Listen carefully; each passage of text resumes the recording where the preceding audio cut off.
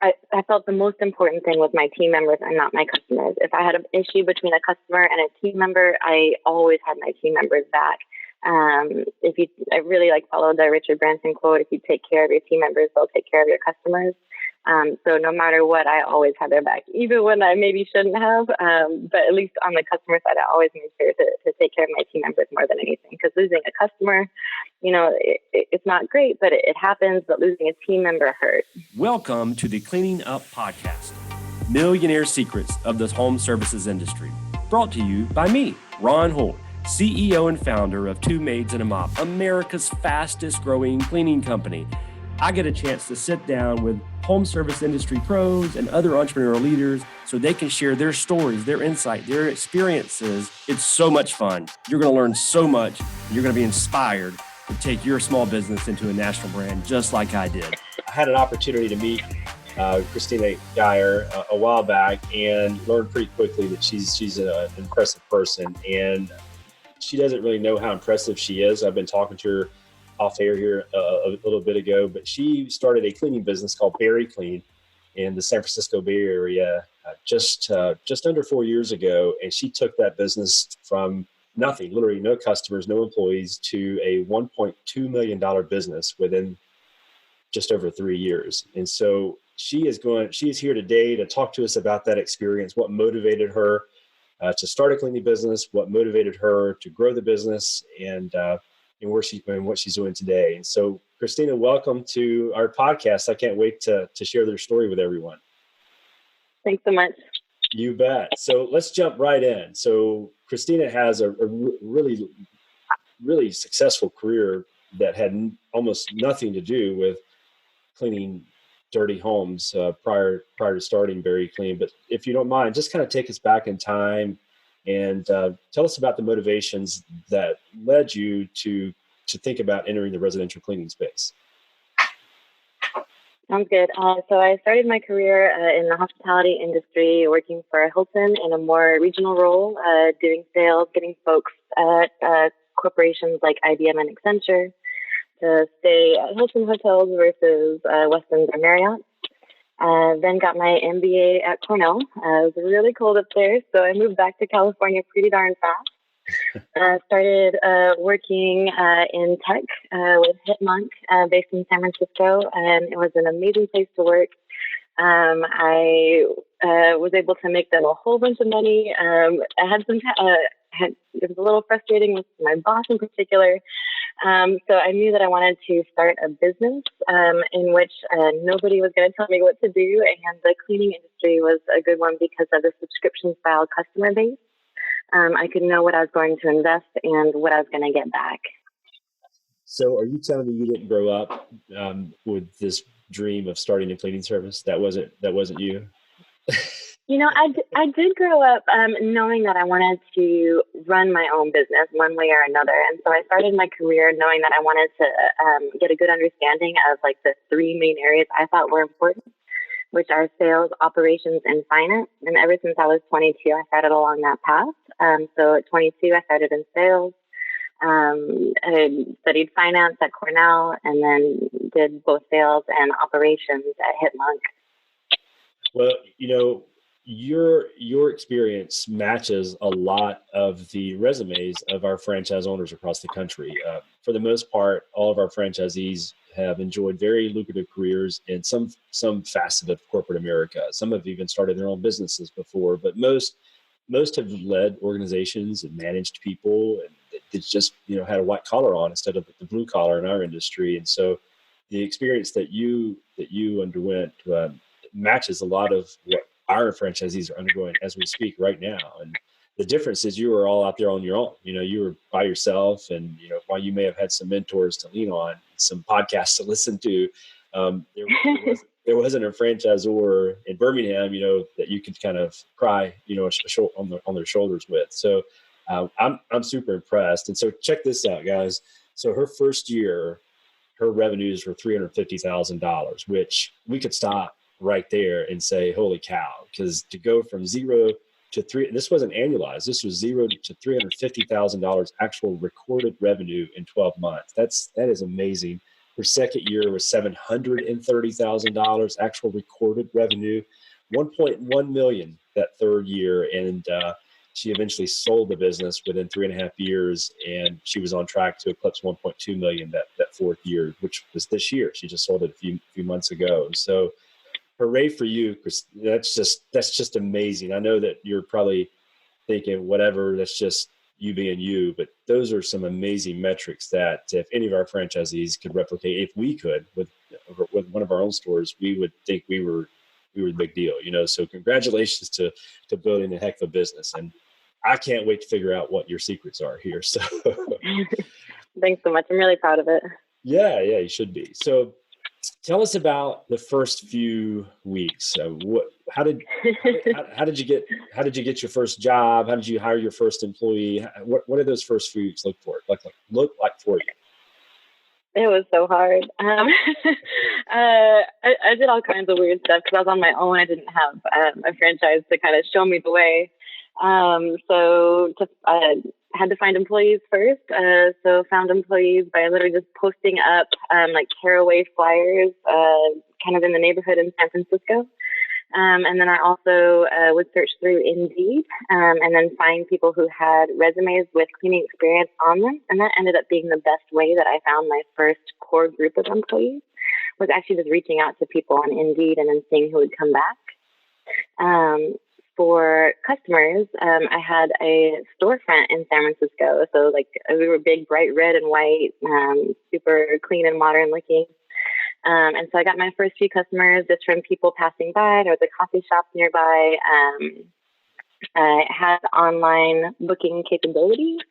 And then once I had like my first like handful of cleaners and I was kind of like getting them cleaning, I had them clean my friends' houses first just to kind of get them moving. I paid for their time 8 hours a day, no matter what. I wanted to make sure they stayed with me because my business relied on them. And I knew I didn't have enough customers to support an 8-hour day for them, but they needed to pay rent. So what I would do with all that spare time they had is I would send them out into different neighborhoods and have them put up tearaway flyers. And that actually drummed up quite a bit of business in the beginning. It was really when I started to rise up and Yelp is when I started to cruise at a more predictable pace. Yeah. So the Bay Area is super competitive. I think we all know that there's tons of money there. There's a lot of wealth and a lot of people, and it's a pretty diverse group, but it's also very spread out. Traffic's terrible. So you focused on San Francisco specifically, right? You didn't really go outside of the city. Is that correct? Right.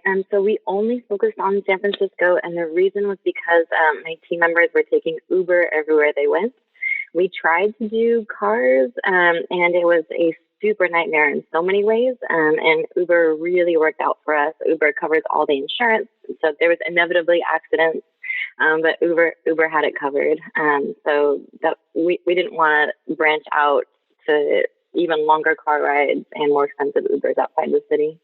That's cool. Well, we're going to come back to that in a minute because my ears are perked. I can't wait to hear more about how you pulled that off. So it sounds like Yelp was a big driver of new revenue for you guys. What type of makeup of customer base did you guys have? Was it a lot of one-time jobs? We tend to think San Francisco is this young millennial hipster community where everybody's 23. So was that the case, or did you have dual income households who wanted you to show up every week to clean as well? You bet. I started my business in 2015, and it was at a time when Handy and HomeJoy were both at their peak and their trough, pretty much. They're both, kind of like the Uber for house cleaning, and HomeJoy actually ended up closing that summer. And so I really took a lot of lessons from them, but San Francisco was really used to using those kind of services and being frustrated by those services. There's a really wonderful article that was printed when HomeJoy failed that like listed out 6 main reasons why they had a hard time, and I really just did the opposite. And I think people were just really excited that had used those services before to use a reputable service where they knew where the business owner was, that they knew that the team members were taken care of, that they were employees, not contractors, as opposed to what they were with Handy and HomeJoy. So what you're saying is that this is, even in San Francisco, like the tech capital of at least our country, maybe the world, even in San Francisco, a maid service is a people-based business. And you 100%.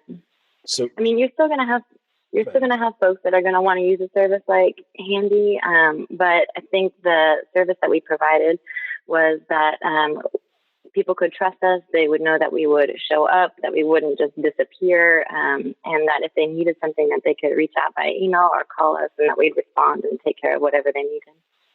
Yeah, and you. So was most of that revenue recurring, or was it what percentage was recurring to one time, if you recall? Yep. So I break our customers out from subscription, repeat, and one time.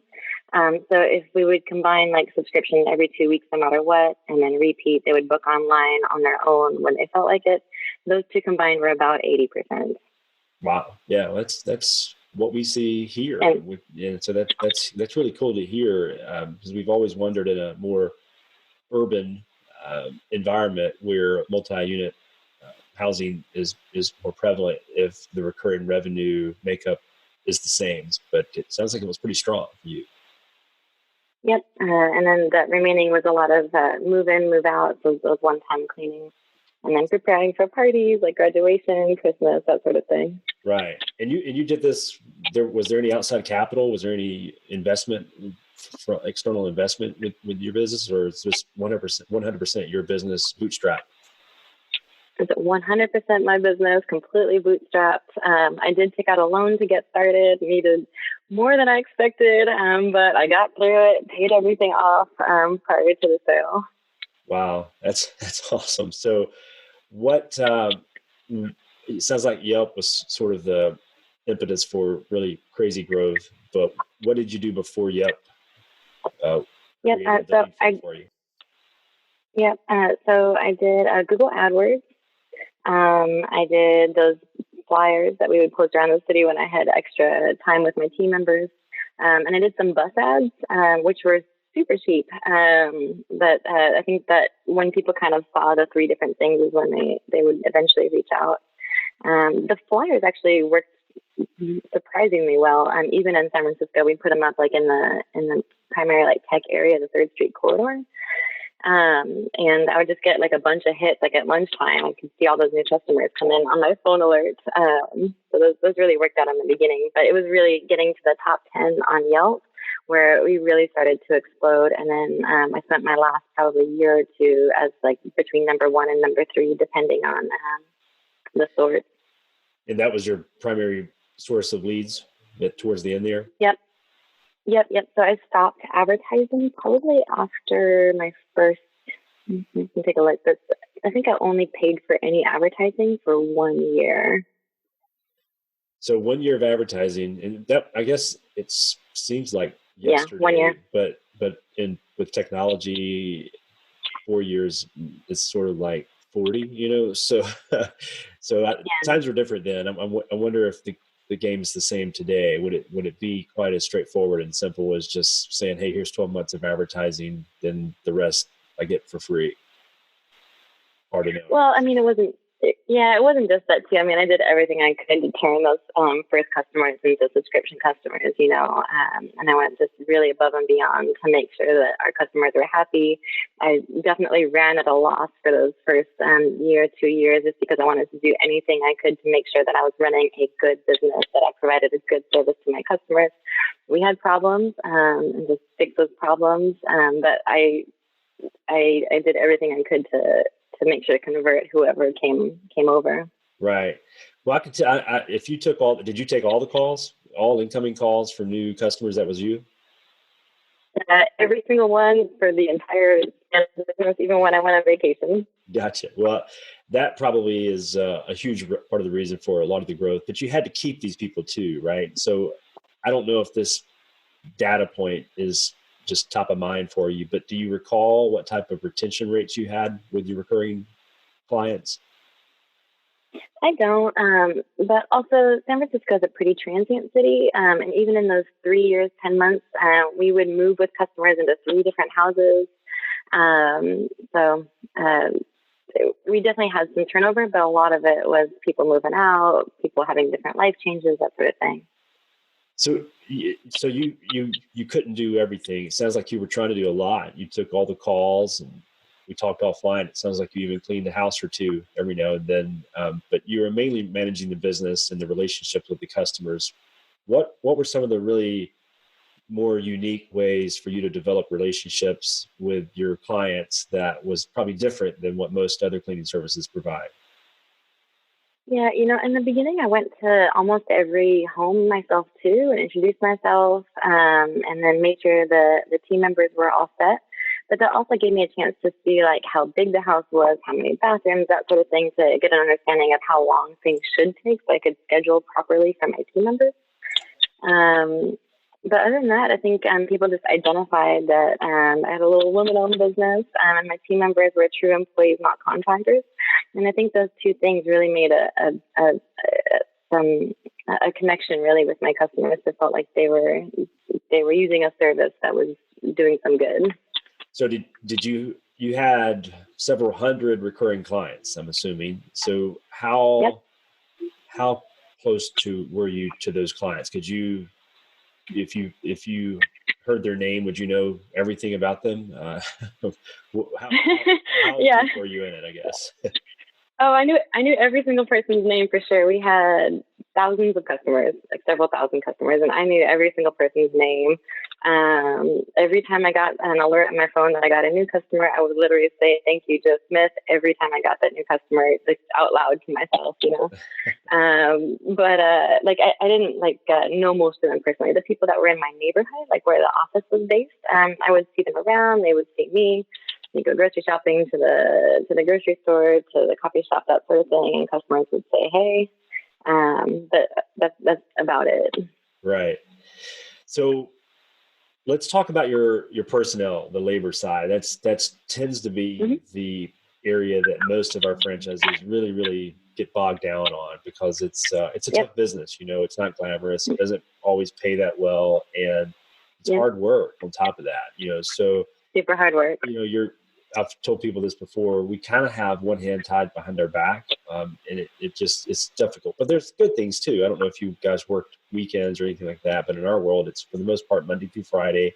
It's 8 to 5 ish, and so there's a lot of perks there. I mean, literally in our case, we drive, we don't Uber, but even in the Uber's case, a third of your day roughly you're not working, so but you're still getting paid, and so there are some pluses. What was your secret? Give us you. I'd love to just sort of kind of pull back the curtain a little bit and hear what you did to not just attract people to your business to work for you, but also to retain them, to keep them on staff.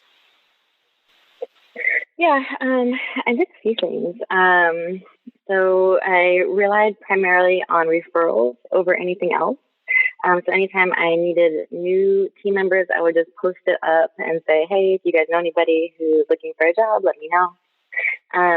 In terms of hiring the right people, I guess there's a few main areas that you're looking for generally. Like, do they have cleaning experience? Do they speak English? That sort of thing. And I just threw out the "do they speak English" out the door. I didn't care about that at all. They're professional house cleaners. They know what to do. They'll know words like kitchen, bathroom, that sort of thing. So I think that was really helpful, like not requiring that. My filter when I would hire folks was really, can you describe this person as a sweetheart? And I know it's kind of subjective and vague, but that I got burned when I very first started the business by a really challenging workers' comp claim by someone that I hired 3 weeks in, and I learned a lot from that experience. And from that, I just that filter of, can you describe this person as a sweetheart, really made the biggest difference. So how many people worked for you at the end there when you were at 1.2 million? Yeah, we had 18 or 19 team members on staff. And then I had during the week. Okay. Yeah, were all those full-time employees? Some had chosen to be part-time. In other words, they'd take like a day or two off when they decide to babysit instead of clean, like on Wednesdays, for example. But I didn't mind that at all because cleaning is super hard, and for them to have that day to do something else is totally fine with me. Right. And so when we say full time, they were getting 30 plus hours, or is it closer to 40 hours a week? So whoever worked with me, like starting in the office at 8 a.m., generally got at least 8 hours plus some overtime. We were just super busy. Wow. And what type of wage expectation was that? What do you recall what the average wage for your employees working 40 hours a week was? Yeah, okay. I'm between 15 and 17 an hour. 17 an hour. Okay. And was that with the folks that were working for you, did they seem satisfied with that? Was there high turnover, or were people sticking around? We did not. Time? Yeah, I have what I'd like to call like an A team and a B team. So my A team, a lot of them like had been with me for 2-3 years, which is as long as like I had the business, right? And those team members, I just took care of the best I could. They had company purchased iPhones even. And then I had some B team that were just going to come and go, and I needed new team members and I'd get the referrals, but they just have something happen in their life, 3 months down the road, and they'd have to go, and it's just okay. So I had a mix, but my goal was to have a significantly higher percentage of A team members than B team members. But every day when they would walk into the office, I looked at them each in the eye and I would say, like, buenos dias, Delia, buenos dias, Gloria, that sort of thing, to make sure I said, hello to each individual person. I knew all of their kids' names, generally what was going on in their lives, what kind of vacation plans they had, all that stuff. That's awesome. Well, you hit it head on there. So you were present, you were there. You didn't just know the employee's name, you knew your kid's name. So to me, basically what you're defining here and describing is culture. And so you had created a really strong culture there that people made money, but people wanted to work for you because they felt like there was a bigger mission and purpose behind it. So I'd love, 100%, I think that. I'm excited to just hear more stories, some war stories of inside that office and what you did to create that culture, because there was no handbook that told you to learn the names of your employees' children, so what are some of the really cool, creative, outside the box things that you did to empower your people and motivate them? Yeah, I spent my first 2 years actually really having a tough time and really frustrated by like having my expectations and then having just generally miscommunication. And I think for my team members, at least, we had 3 areas of like main differences, right? We had education differences between my staff and I, cultural differences. Most of them were from Central America. And then just socioeconomic differences. And so I just had a hard time kind of understanding their motivation. Like for me, I played a lot of sports. I played soccer. I was on some really high performing teams. And on those high performing teams, everyone does whatever it takes to get the job done, get the trophy or whatever it is. But in this situation, it's just not like that. Or a better way to say it is the company is not their team. It's my team, but it's not their team. Their team is their family. And so what they wanted out of work was to come do a good job at work, be proud of their work, because they really are proud of the job that they do. But get paid, go home to their families, take care of their kids, help them with their homework, and not worry about, what's happening at the office, really. So once I really kind of understood that they're not going to, jump in and, leave this job and help this other, person who's in trouble, that they just want to do their job and go home, everything was better. Another thing that I made sure to do was contain problems. So if I did have like a big problem in the beginning, I'd want to kind of throw all resources at that problem to solve it. And learn that was a terrible idea. And just like if someone is having a problem, that they're just going to have a bad day and that's it. Don't involve anybody else. Keep it as contained as possible. Right. So did a lot of the employees that work for you look to you as a mentor? Did they come to you with life decisions, do they want your advice on that, or? A little bit. I really was was pretty good about keeping a solid line that I was their boss. I was there to support them, but that personal was pretty separate. So we spoke Spanish in the office entirely. And I always use the usted form, which is the formal form of speaking with them. Even with younger people that were like 22, I always use the form usted with them and require that they use it with me. So there was a line to say, you know, we have a professional relationship. But I did still know what was going on in their lives and that sort of thing. That we had a good line between the two. All right. So all of this sounds really good. There's got to be a war story that you can look back on and laugh about. So is there one specific story that you can look back on and go, oh my, I can't believe I made it through that? Yeah. I don't know though. I might skip that part. I mean, there's definitely like, you know, days where I put my head down on my desk and cry. Like, this is just too hard for sure. But it was definitely all worth it in the end.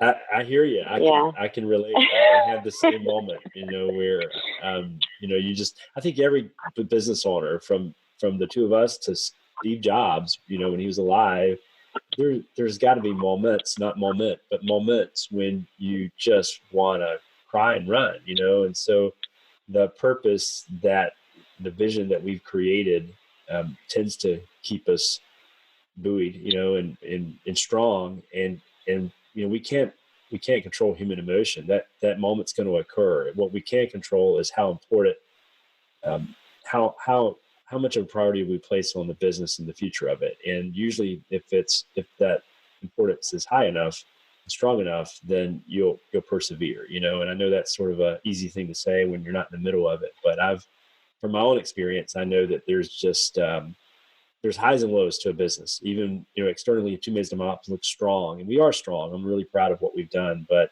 internally there's a low for every high, you know. So I think sure. the thing to take from this, I believe, for our franchisees that are listening, is that, you know, you're gonna have those highs and lows. Don't let the lows kill you. Don't let the lows. Don't focus on those. The best entrepreneurs are the dumbest people, in my opinion, in the world, because we tend to only think about like in this case, I'm asking you for a war story, and you're like, hey, let's think positive. And I think that's really cool. I mean, that's probably the common characteristic every really successful entrepreneur has, is they just totally forget and throw away all the bad moments. Well, no, I remember them all. But I think I had I had a goal in mind, and I literally taped it up on my laptop. And every time I, you know, had a tough go of it, I just kind of stayed focused and kind of powered through. So I know our California guys are dying to hear the answer to this question. So workers' comp. Yep.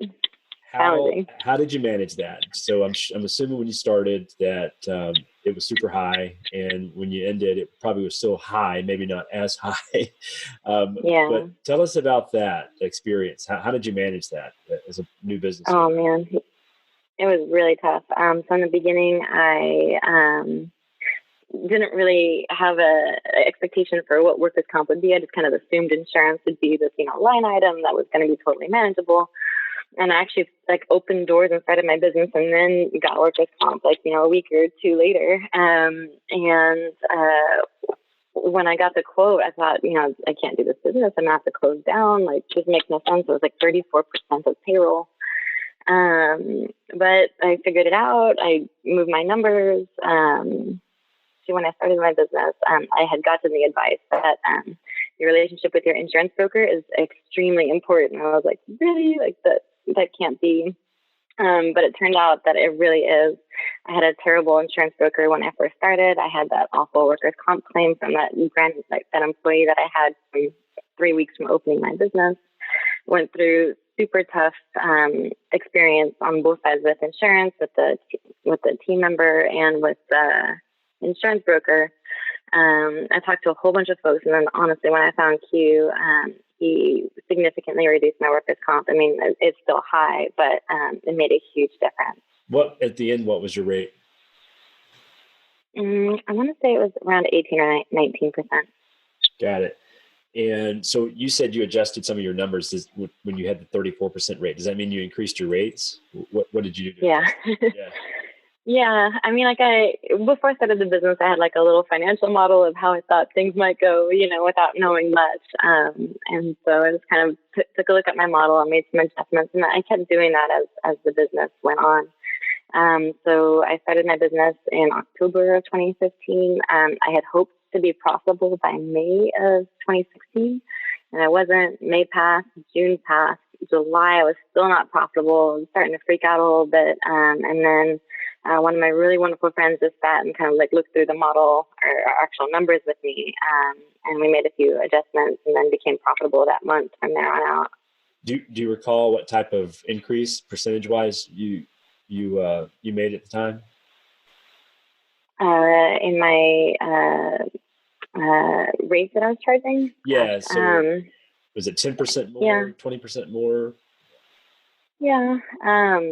Something like that. For example, I thought a regular one bedroom I could do for $99. I thought a 2-bedroom I could do for $139. So we ended up shifting those up. I moved my 1 bedroom to $139. I moved my 2-bedroom to $169, and on from there. Oh wow! Well, it worked. So yeah, California is an interesting state when it comes to small business, workers' comp, and workers' comp is the primary reason behind it. And so we've got, our own little war stories there with the stores that we have open. So I know that this is going to be very inspirational to them because, they're still in the thick of it. They're still in the early stages like you were early on in growing the business. And, it extends beyond just California. Every one of our franchisees that's under 2 years old has the dream of doing what you've done. So I'd love to kind of trace back a little bit, and we're going to go back to the Uber story. So don't let me forget that. But you ended up selling the business earlier in 2019. What prompted you to make that decision? How lengthy of a process was it? And how did you feel after it was over? Was it as rewarding as you had hoped? Yeah. So I had that intention in mind kind of as I started the business. I saw it as a stepping stone to kind of get me to where I wanted to go. I heard an interview with Chris Rock on NPR. I think it's Chris Rock, where the interviewer asked him, you've done all these things. How do you define success?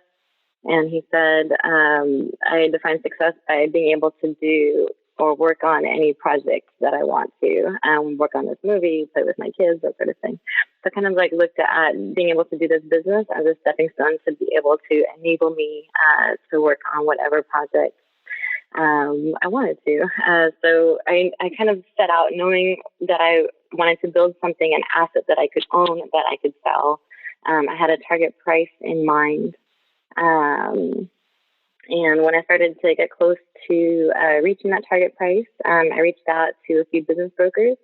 The business broker world is wild. I ran into a lot of folks that we weren't a good fit for. And then I ended up finding a really wonderful broker, Amy Cole, who was amazing to work with, honestly. And the whole process from meeting Amy Cole to fully closing and walking out the door took a full year. And so how do you feel now? It's been a few months since you were acquired. Yeah. So like, sometimes like you work toward a goal and, you're like, I can't wait to get to this goal, and you finally get it. And it's like, oh, okay, this is not like that at all. I'm a whole different person. Like, I am so grateful for my experience, for having done it. Like, I am honestly like a whole different human as a result of being able to build and sell this business. It's completely life-changing in so many ways, financially, but also just personally, having gone through the whole experience of building and selling a business, of having worked with my team members, and just understanding like just the challenges that they experience in their lives. I have nothing to complain about in mine. And so I think it's a really life-changing experience in a lot of ways. Well, you should be proud. You've lived the American dream in less than 4 years. You created an organization, you created value out of the organization, you extracted it, and now you own your life. Your future's in front of you, and you can do so many different things now based on what you just went through over the last 4 years. So, all right. So I'm going to ask you 2 or 3 kind of rapid fire questions, and then we'll kind of end it there. So let's go head first into Uber. I know that a lot of our markets are in suburban markets. I don't know how practical that is in a more sprawling type of community, but as compact as San Francisco is, I could see the allure of that. And you sound like you had tested, driving cars at some point. How common is the Uber concept for other cleaning companies in San Francisco? Was that an idea that you created, or you heard others were doing that? And then just tell us more about it. How did it work, and how easy was it? Was there any complications if there were accidents or anything like that? Or, just kind of talk to us about it as much as you can. Yeah. So for accidents, it was the easiest. If there was an accident, the team member would just go into their phone, report the accident, and then Uber would deal with if there was a medical issue, Uber would deal with it directly. And I had those. I had a team member with a back injury as a result of a car crash. And Uber just took care of it, which was awesome. I did that. I chose Uber because time is money, and honestly, like circling the block to try and find a parking space, having the team members be concerned about, missing appointments or having to pay a parking meter, or just concern about the team members' driver's license and their insurance situation. That just sounded crazy to me.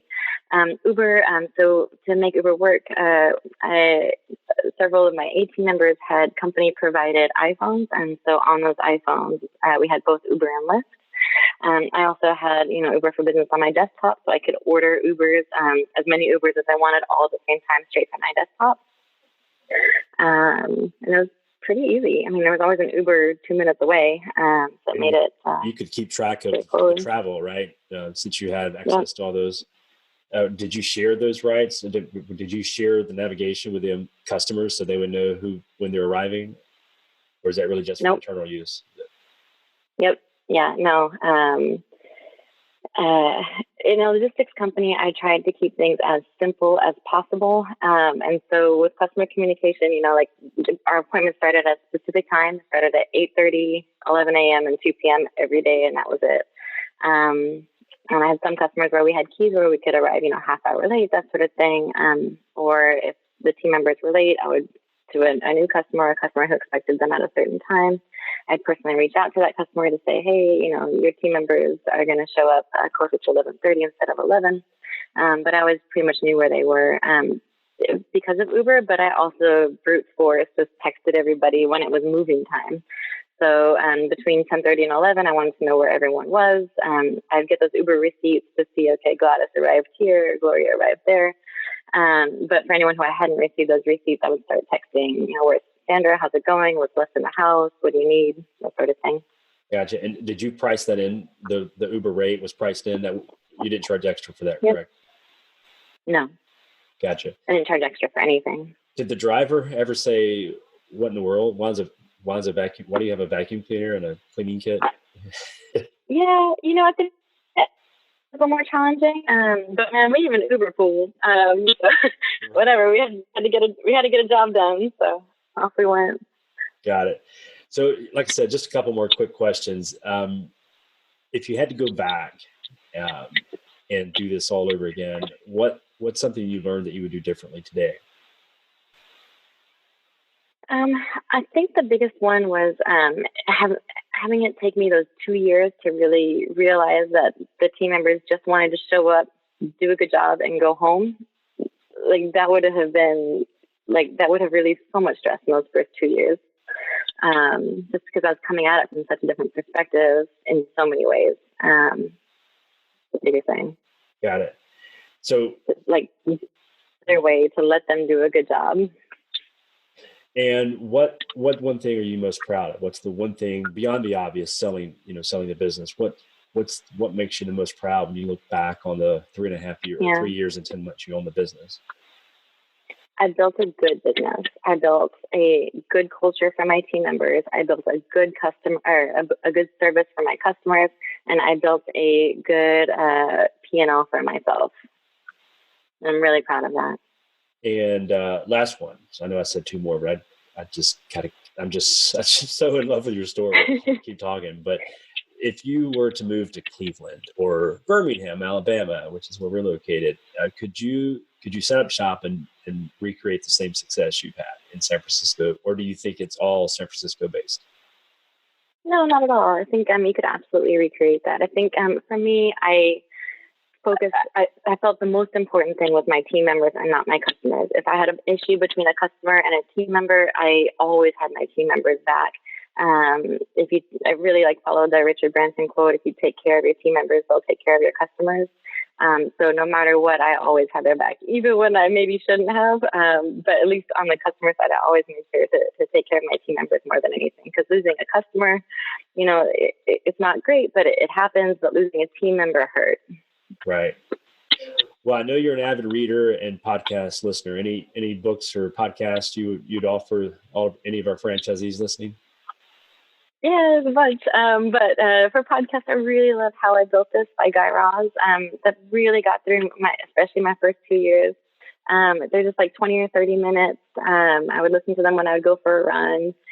You hear these people that just have these incredible stories that built these amazing businesses. Definitely recommend listening to the one about Kathy Hughes for Radio One. Her story is amazing.